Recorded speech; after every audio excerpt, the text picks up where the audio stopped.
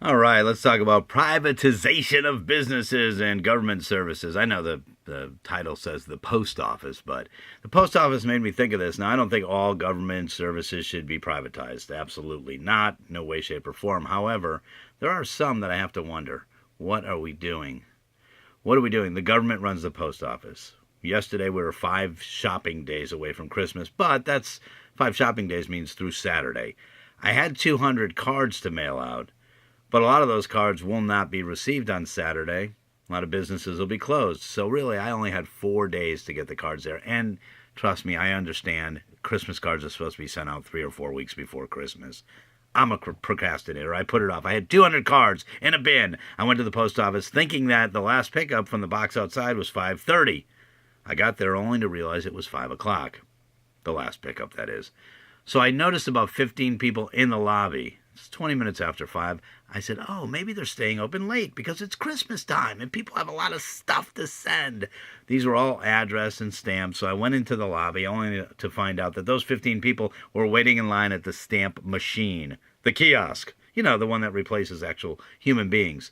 The actual counters were behind locked doors. I couldn't get in. But there were still a couple of customers waiting to be waited on inside. So I waited till one of them left, and then I snuck in the outdoor like a ninja, only to be greeted with this scowl from the woman behind the counter. And I explained to her, I said, ma'am, these are addressed, they're stamped. I said, I just have to try to get them in the bin so that they move tonight instead of tomorrow. I said, can I just leave them here on the counter so you don't have to leave your post and you can even keep the bin? She walked over without saying a word, and she never changed a scowl on her face. You would think that I was asking her to get into a bathtub full of ice so I can harvest her organs in a hotel room somewhere. She was mortified. And I started wondering, why don't these people look at this as a business? If they looked at it as a business and they knew that job security meant keeping the post office in business, then maybe they'd have a little bit more customer service. And I understand it was after 5 o'clock. But what I was asking only required a few seconds of her time. So I looked it up. I was curious. So I said, well, how much of a profit is the post office making? And I was pleased to find out that in the first quarter of 2016, they reported a profit of about $307 million. That's great. The post office is profitable. I had heard all these rumors about them losing money for years. So I dug a little farther, and I realized that the 5 years from 2002 to 2006, they actually made $10 billion in net profit.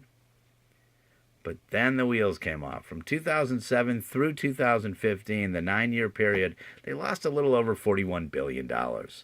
Lost a little over $41 billion. That's not so good. So I said, well, maybe just the shipping business as a whole is in the crapper right now. So I decided to look at the top two, UPS and FedEx. And in the last 5 years, UPS, the number one shipper in the world, they made $16.83 billion. FedEx, $8.3 billion in net profit. So our post office is losing $41 billion over 9 years, and they're making billions in profit doing the same thing.